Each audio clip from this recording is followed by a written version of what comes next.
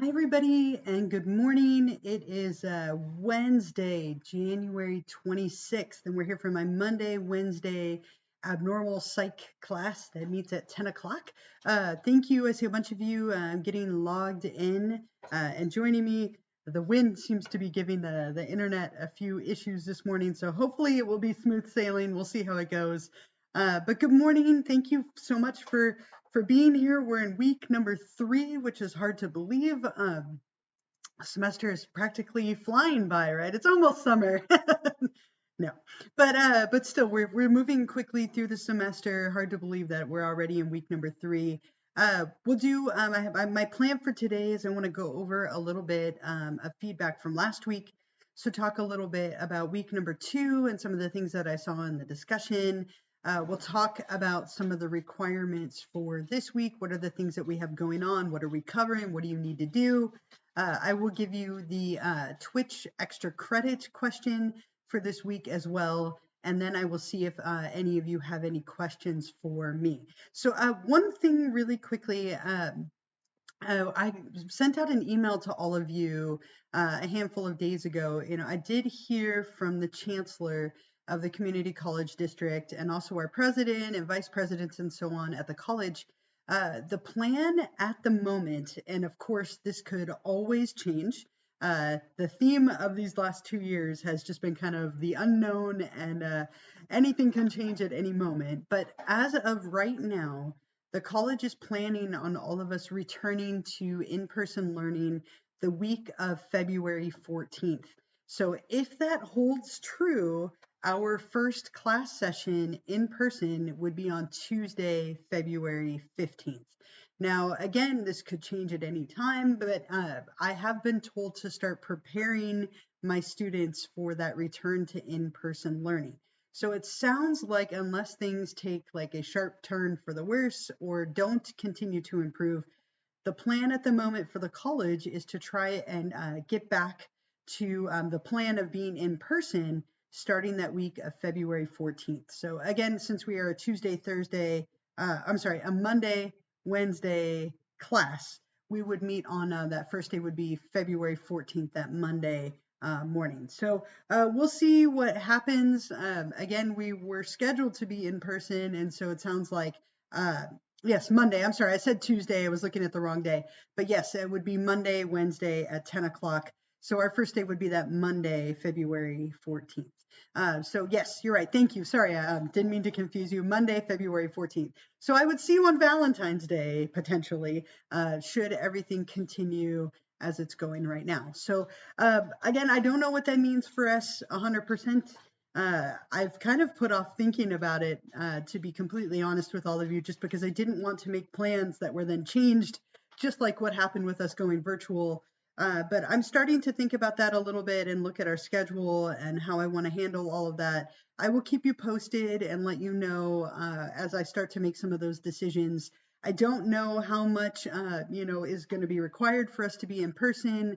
I am toying with the thought of keeping a couple of things virtual when it's possible to do so, just for all of our safety and to alleviate some of that anxiety.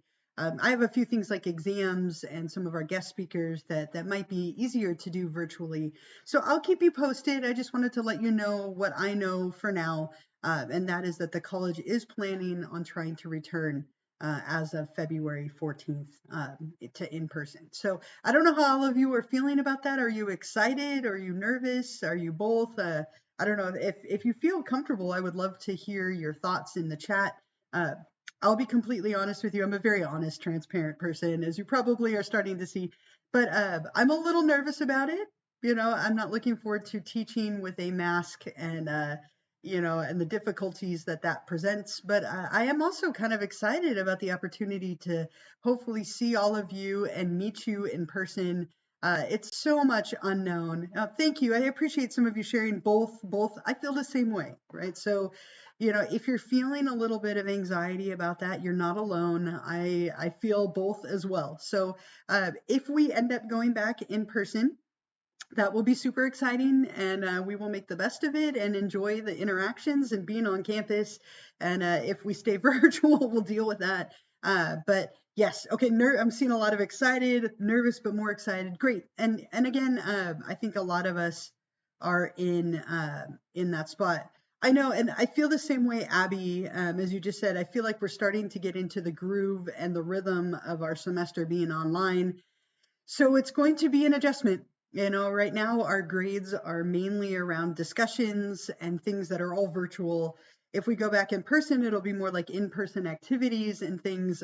It's an adjustment all around. I have to tell you that I sat down last night for the first time and tried to look at the syllabus and the grades and the schedule and the assignments, and I found it really overwhelming. And I was overwhelmed a few weeks ago when we transition to being online instead of in person. So, you know, I think the theme of the year is just going to be overwhelmed, anxious, but excited, and we just all try and deal with it. So, again, I will keep you posted as I make those decisions, as I hear more from the college. But every indication that I'm receiving from my emails from the president and so on is that we will return to in person in a couple of weeks. So, what that will mean is this week, next week, and the following week, we will continue to do online instruction. And then, as of right now, plan for the 14th to be in person. So just stay tuned. Make sure that you're checking your emails and getting my announcements. And I promise to pass that along as soon as I have any more information. So I just wanted to give you that quick update. And again, we will get through it together, right? There's only about 25 of us together in the class. So it's a smaller class when we meet in person, and there will be obstacles and roadblocks, but we'll get through it. So hang in there, and I promise again to continue to keep you updated. So for now, we are virtual. We will run with that for the next few weeks. So let's go ahead and go over to Canvas together and take a look at last week and this week and all of that stuff, like I mentioned. So we are in week number 3. Again, it feels like it's going very quickly.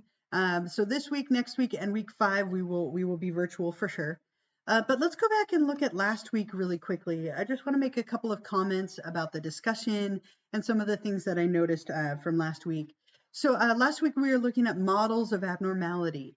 And this week and last week we're setting the stage. And starting next week in week number 4, we finally get to the disorders, but we're almost there. We're still kind of setting the stage for how we view abnormality, how we assess it is our topic for this week. But as a side note, last week I asked you to watch these therapy style videos of Carl Rogers working with Gloria and Fritz Perls working with Gloria.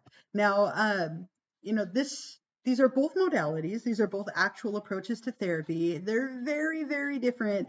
And I'm super curious to hear if you had to pick one of these, if you had to work with Rogers or you had to work with Perls, which one would you pick? And like really quickly, why? So if you feel comfortable, please put that in the chat. If we were in person, I would ask you to raise your hand and share. But if you had to pick one, would you rather work with Rogers or would you rather work with Perls? I think if it were me, for me, I would prefer Rogers because Perls is so aggressive that I think I would find it a little bit intimidating. It might shut me down a little bit. Versus Rogers tends to be more, he's super non-directional, which I think a lot of people don't like.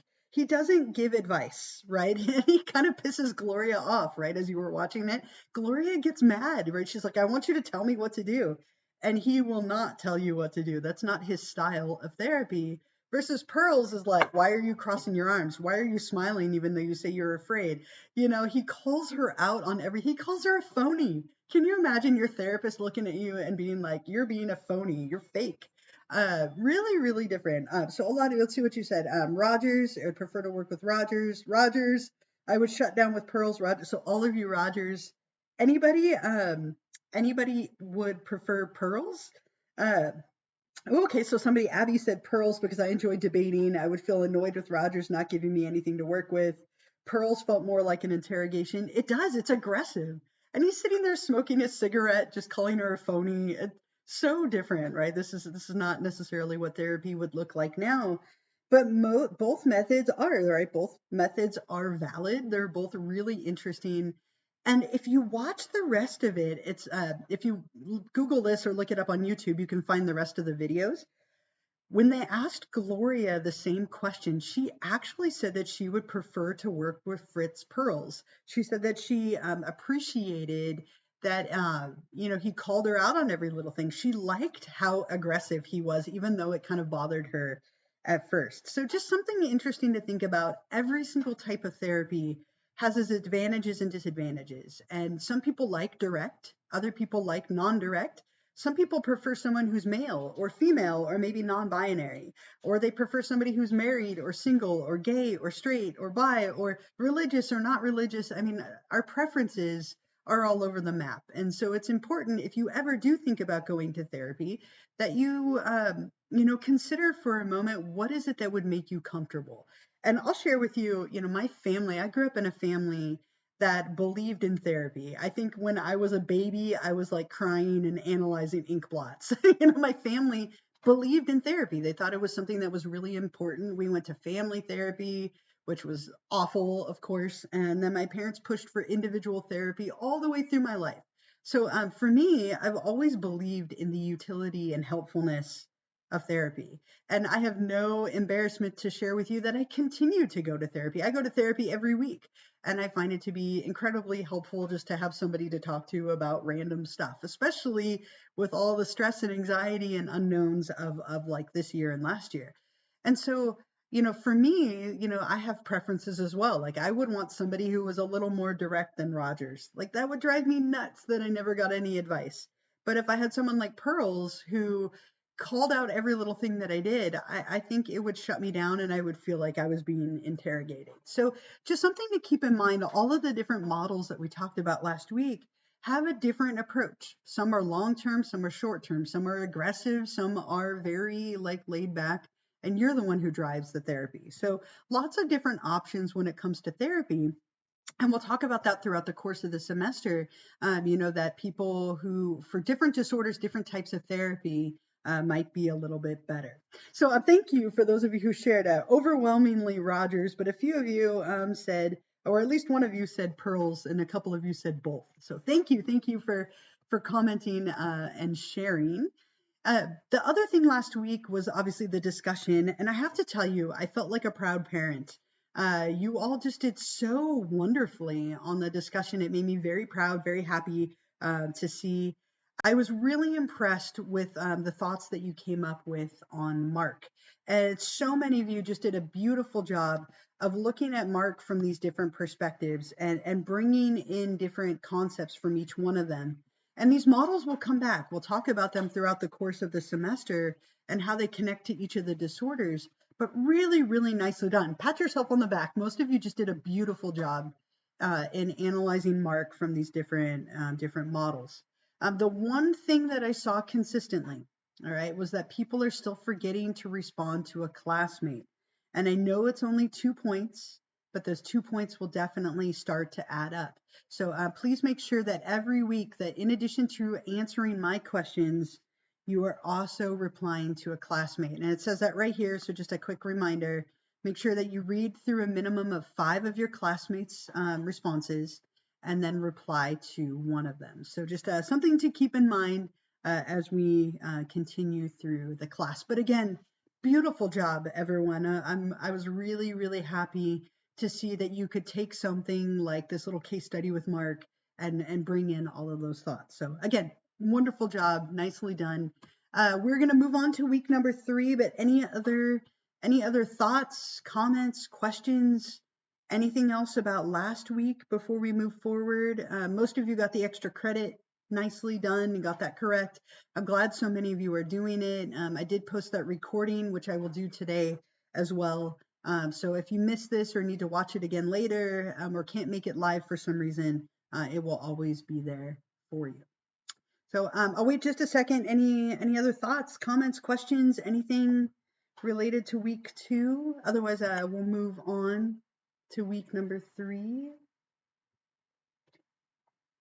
All right. I'm not seeing anything so far, but if you do think of anything, of course, feel free to put it in the chat and I will be happy to answer it for you. Otherwise, let's move on to talk about this week. This week, week number 3, We are looking at the last topic before we move into disorders next week. So this week we are focused on assessment. How do we assess what's going on with a client or with a patient, which can allow us to arrive at a diagnosis? So if a client comes into therapy, how do we decide what disorder they have? How do we gather information about that client so that we can arrive at a diagnosis? So for this week, make sure that you read chapter 3 in the textbook. Fantastic textbook. I think that it does a wonderful job of giving you a great overview of all of the different methods. I've given you the slides for chapter 3 so that you have them if you would like. You're able to look at those slides and maybe use them even to take notes. There's also a lecture video, as always. This one is a Zoom link because there are some clips and things in there, so I wasn't able to post it on YouTube. But make sure that you watch the Zoom recorded lecture video of me lecturing to slides, which it sounds like maybe I'll be doing in person in a couple of weeks. Again, not to think too much about it, but maybe that's coming. But make sure you take notes, pay attention. The materials in here will be really helpful in preparing for our first exam that we have in a few weeks. So watch the lecture video, read through the chapter in the textbook, and then like always, we do have a discussion for this week. So let's take a look at the discussion together. So for the discussion, as always, here's the instructions. Make sure you watch my brief lecture video, brief little introductions video that I have here for you, where I talk about the discussion a little more, give you some tips and some more information. Make sure that you answer all of my questions, but that you're also, as I just said, reading through a minimum of 5 of your classmates' responses and then replying to one of them. So make sure that you are replying to a classmate and a peer. The whole thing is worth 15 points, 13 points, as it says right here, 13 points for your responses to my questions and 2 points for your responses to a peer. So 15 points all together, and a lot of you are getting full credit or really close. So again, I'm happy to see that. That makes me really happy. So for this week, I wanted to give you a very different perspective on diagnosis. So the mainstream perspective is that mental illness is legitimate and people suffer from mental illnesses and we can diagnose them with those and then treat them. Now, there is a very, very polar opposite perspective to this that was written a while ago. This was started in the 1960s. There is a book called The Myth of Mental Illness by psychiatrist Thomas Szasz, who he presents a very polar opposite perspective. And I think it's important to be aware that not everybody agrees with the mainstream perspective that we're covering. And this gives you an opportunity to kind of look at that and think about it critically. So number one for this week, the first thing I want you to do is list as many slang terms and phrases used to describe people with mental illness as you can come up with. Now, you're welcome to do a Google search and add some that you find online. One easy example is crazy, mad as a hatter is another one, insane. There's just a ton of these. There's some great phrases as well that I will share with you next week, but I don't want to take them from you and give you, I want to give you your opportunity to share those. But come up with as many slang terms or phrases as you can to describe someone who's suffering from mental illness. These tend to be things we use a lot in kind of our everyday language. And then you're going to read the excerpt from the book that I just mentioned, The Myth of Mental Illness. So if you click on this link right here, I've taken a short excerpt from the book and I've put it in here with little headings and such. So make sure that you read through this. At the bottom are some references, but it's not super long, but it's definitely a little chunk of the book. I've also recorded it and it's posted on YouTube if you'd rather me read it to you. I have posted that here and you can listen to it instead. But read through this excerpt from his book, and then you're going to answer a couple of questions related to it. Number 2 here, summarize Thomas Szasz's main ideas. What are some of the main ideas that he presents in that little excerpt? And what are some of the reasons that he provides as support for his claims of calling mental illness a myth? Number 3, do you agree with his thoughts about mental illness being a myth? right? You can agree all the way, you can agree partially, you can violently disagree. It's totally fine any way that you want to feel. But do you agree? Why or why not? And explain. And then number 4, do you think that diagnoses stigmatize people? When we diagnose someone or label them, do you think that stigmatizes a person? And in what ways do diagnoses maybe help or hinder or harm people, and explain? So I'm looking for you to do a couple of things here. Again, show off your knowledge and comprehension of the materials, elaborate, make sure that you're answering these things fully. When you're ready to answer these questions, you'll hit reply right here. And that's going to bring up a text box where you can type your response. Wow, I can't spell. Type your response and then hit post reply. Not a bad idea, as I've always mentioned so far, to save this just in case something goes wrong. And then also make sure that you read through some of your classmates. So Colin here posted, let's say I'm like, oh, I love that you said off their rockers. That's a great slang term, and you want to comment on that. You would hit reply, and that would allow you to comment to that. Or Justine has posted, or a bunch of people here. You scroll down. I didn't want to say your name wrong, Vikshara, maybe. So as you read through these, make sure that you not only reply to my questions, but also to a classmate. So that is your kind of big graded thing for this week. Make sure you read the chapter, watch the lecture video, and then read through the little excerpt right here, which will allow you to answer those questions. Let's see, as I get back to down here to week number 3. The other thing that we have the extra credit, which I'll talk about here in a second. But if you're looking forward to next week, the very first part of our diagnosis paper is due. Now, this is really short. It's only worth 10 points. It's only a couple of paragraphs. But I'd like to encourage you this week to start thinking about a TV or movie character that you would like to spend some time writing about and diagnosing this semester. Now, this can be anyone.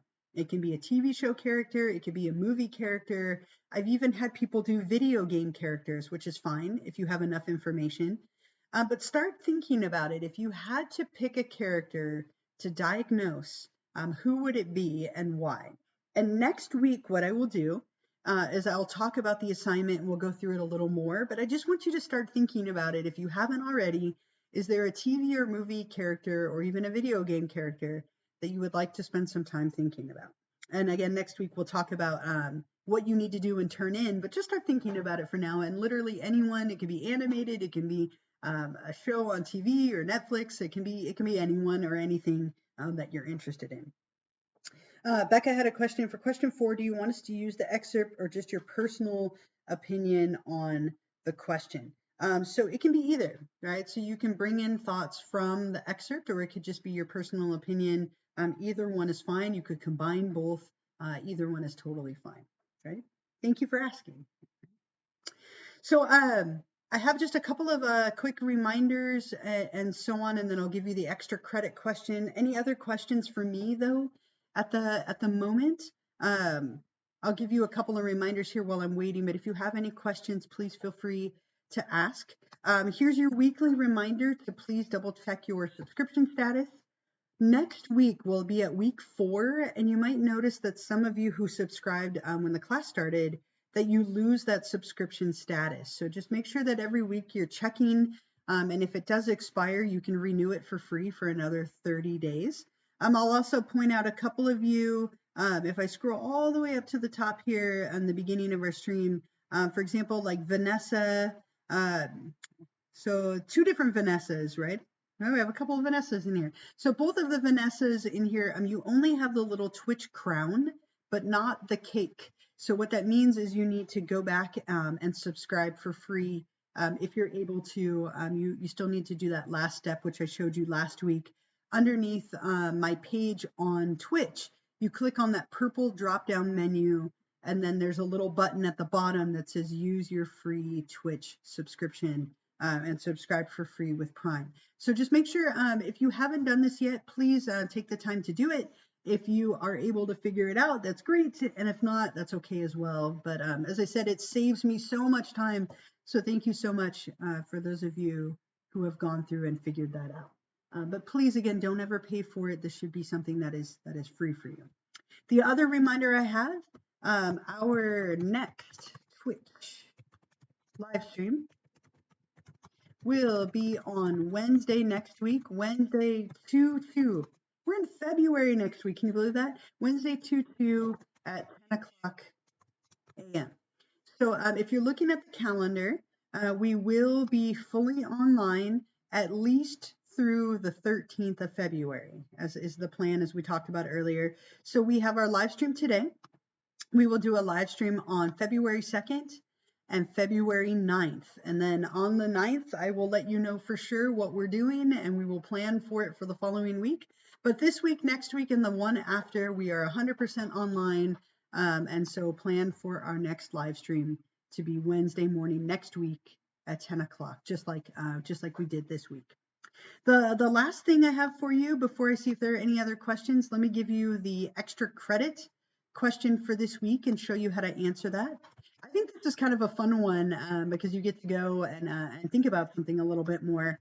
But in the lecture video for this week, I talked about an assessment called the Myers-Briggs Typology Indicator, or the MBTI. And I guarantee that some of you have taken this before. There's also a shortened version of it called the CSI.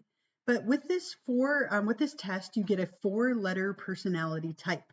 And so the extra credit question for this week is, what is your 4-letter type on the CSI, or the Myers-Briggs Typology Indicator, MBTI? So you can get this answer by watching the lecture video, or you can go to a website and take an actual version of the test. Either one is fine. All you need to write for the extra credit is your 4-letter type. And if you've taken this before, it's probably the same. This is a relatively decent test of personality. It's got a lot of good correlations with majors and careers. It's definitely not perfect. It's a little oversimplified, but it's very, very popular. So just to point something out, if you would like to go take the test, you can go to a website. It is personalitypathways.com. I always type www out of habit. I don't know why. Been doing it for years, so I always do it. But personalitypathways.com. And when you're on here, you can actually take a little test, the MBTI personality type test. And that will give you your 4-letter type. Or as I said, I have this in the lecture video in like a shortened version. You can also on here find out about the 16 different types, right? Where it says right here, 16 personality types. You can get your description and what it means. You don't need to share that, but just if you would like that information, I think it's kind of fun. As a side note, if you're torn between 2 options, you could always look up both. I'm always torn between E and I, extroverted and introverted. I think of myself as an extrovert, but I am an introvert. I tend to like my own time to recharge, and I tend to be a little more introverted. But you could always look up both options if you'd like to see what it says. But you can take the quiz on here, or you can also get it through the lecture. But when you're ready, when you have your 4-letter type, you'll go to extra credit number 3 right here in week number 3. Click on that. And then up at the top, this is where you can hit start assignment.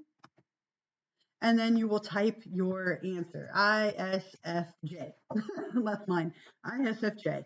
And it should be something that's relatively consistent. But as soon as you type your response, you'll hit submit. And then it will give you your little confetti burst. Ooh, and I got flames. I'm on fire. But it'll give you that little confetti burst. If you do this early and get it wrong for some reason, like maybe you answered the wrong question, I will let you know. But you should get this one right. Any combination of 4 letters that you get is perfect. But this is due by Sunday night, and you will get those 2 points of extra credit for doing this. And I'm glad so many of you are taking advantage of this while you can. As long as we are virtual, we will have these opportunities. So I think it's fantastic that so many of you are doing it. But that is I think that's it for this week. Read chapter 3 in the textbook. Enjoy thinking about all the different assessment methods. Watch the lecture video. Do discussion number 3. Optional Twitch extra credit number 3 if you want to find out your personality type, which again you can get from the lecture or the website that I shared with you. Start thinking about next week, what TV or movie show character would you like to diagnose? As that first part of the paper is due next week, and we'll talk about it when I see you next Wednesday. And then that's it, right? I will post a recording of this later on today as soon as I download it and upload it. So if you need to watch this later, it will be there for you. Otherwise, that is everything that I wanted to share with you for this week. I will hang out for a little bit. If you have any questions for me, you can put them in the chat. Otherwise, I hope you all have a fantastic week. Hopefully, there's some great football games this weekend. We're running out of time for the football season. We just have this week, the Pro Bowl and the Super Bowl, and that's it. And yes, I am sad that Tom Brady lost and the Bucks lost, but at least they made it close, and they made for an exciting end to the game. And that Bills Chiefs game, wow, that was phenomenally fun to watch. Wild week of football. Hopefully, we have another one this weekend. But have a wonderful week. Take care of yourselves. Stay tuned for more information about what happens in our near future. And again, I will hang out for a little while if you do have any questions for me. So thank you so much for all of you who commented and participated. I love it. Thank you. Have a wonderful week. I'm going to minimize my video, but I will hang out for a little while if you do have any questions. Thank you all as well. I really do appreciate you all being on here with me, and I look forward to meeting you all. It sounds like it's going to happen. So we'll see. Have a great week. Take care. And if you think of any questions, feel free to put them in the chat, or of course you can email me if they come up later in the week. Thank you. Thank you all as well.